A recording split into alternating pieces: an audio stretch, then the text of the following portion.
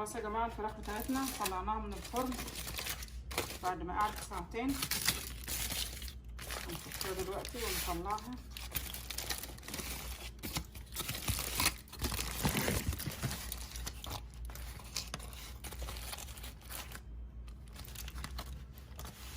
سخنه جدا يعني. بسم الله.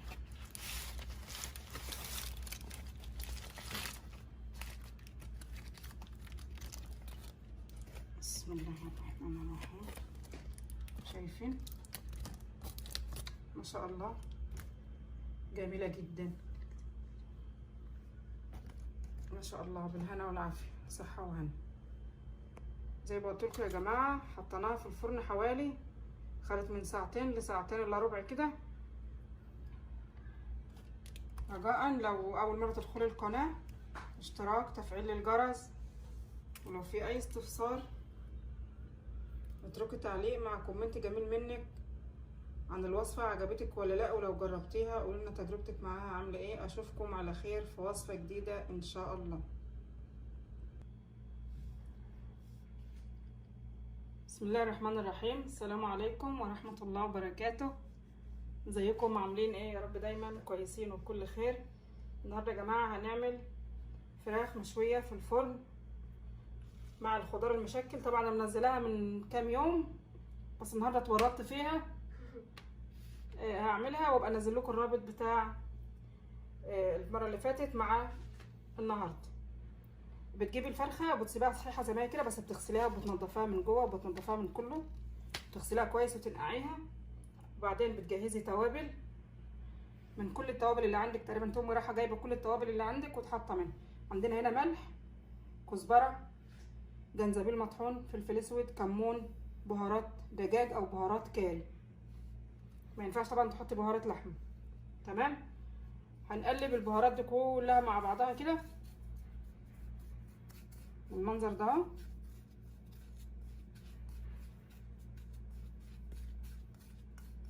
وهاخد منها كميه وادعك الفرخه من جوه كلها، اشبعها بالتوابل والبهارات.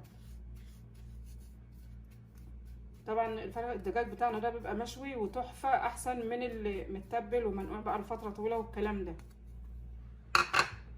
باخد كده وبدعكها كلها من جوه فوق وتحت والزوايا والاركان وكله، شبعيها كلها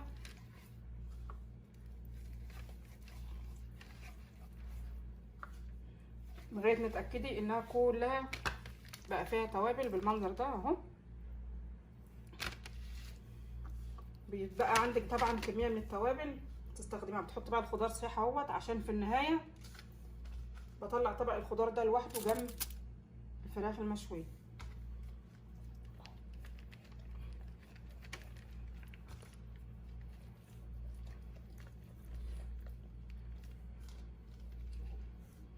طبعا انا مجهزه بصل، طماطم، بطاطس، فلفل، كله بتحاولي ايه تضغطي لغايه ما تدخلي كله فيها.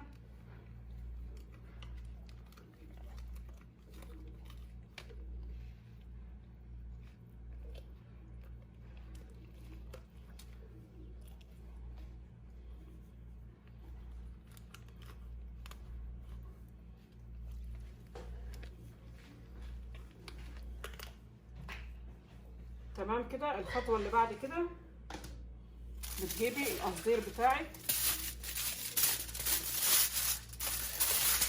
اللي انت هتلفي فيه الدجاج وتدخليه بيه الفرن.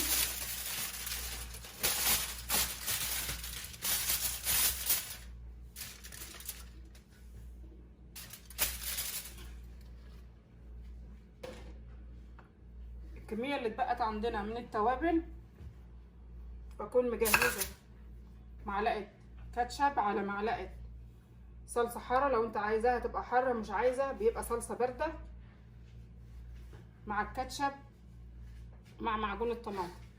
طبعا احنا اللي عندنا النهارده احنا بنعملها لواحده حامل، فايه هيبقى عندها حموضه، فشلنا الكاتشب وشلنا الحاجه الحاره، اكتفينا بمعجون الطماطم. هنحط عليه التوابل اللي باقيه وهنقلبها كويس كده. وهنحط لها نقطة زيت، يعني حاجة بسيطة كده، حوالي نص معلقة زيت بس اهي.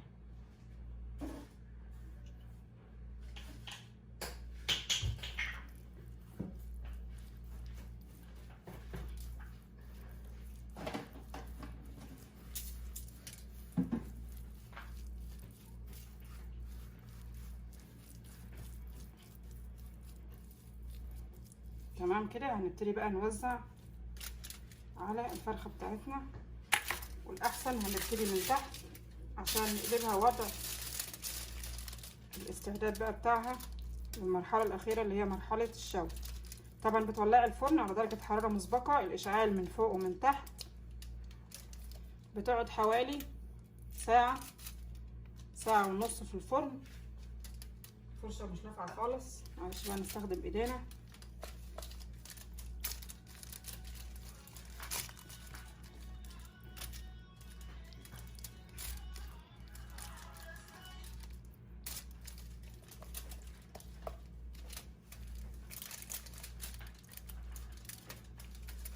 الخطوة دي بقى مهمة، انها بتتبلك الفرخة من بره، وفي نفس الوقت في النهاية خالص بيبقى لونها احمر ذهبي جميل من غير ما تفتحي عليها القصدير ولا تحمريها في الفرن.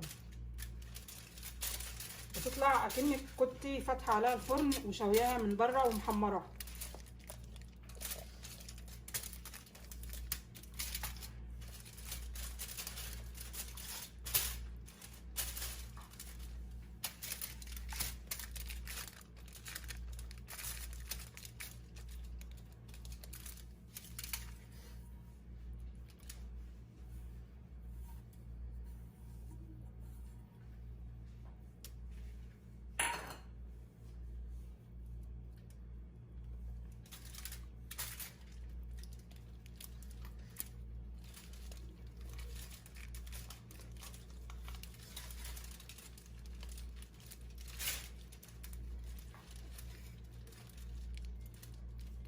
شايفين بقى؟ مهم جدا بتجيبي الطرفين طبعا على بعض، انك لا بتربطي ولا بتعملي حاجه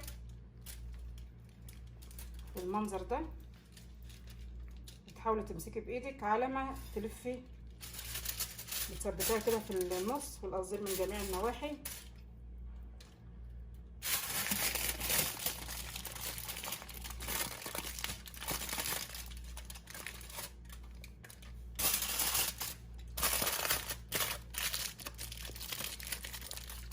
شايفين لسه ماسكه نفس الجزء، على ما الف باقي اللفه تبقى اللفه كامله واقدر اتحكم فيها.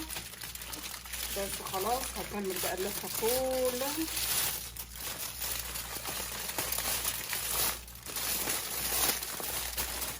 كده ان شاء الله عمرها ما هتتفتح ولا اي حاجه خالص. اهي تمام كده بالمنظر ده.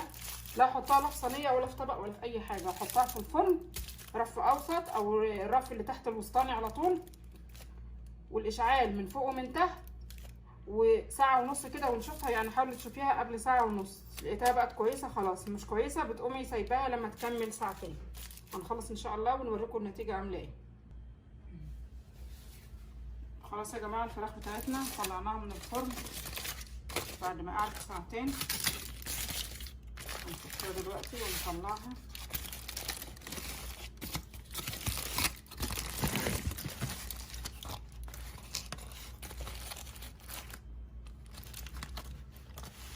سخنة جدا يعني.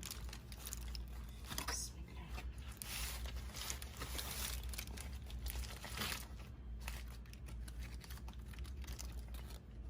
بسم الله الرحمن الرحيم. شايفين ما شاء الله جميلة جدا ما شاء الله، بالهنا والعافية، صحة وهنا. زي ما قلت لكم يا جماعة حطيناها في الفرن حوالي، خدت من ساعتين لساعتين الا ربع كده. رجاء لو اول مرة تدخلي القناة اشتراك، تفعيل الجرس، ولو في اي استفسار اتركي تعليق مع كومنت جميل منك عن الوصفة عجبتك ولا لا، ولو جربتيها قولولنا تجربتك معاها عاملة ايه. اشوفكم على خير في وصفة جديدة ان شاء الله.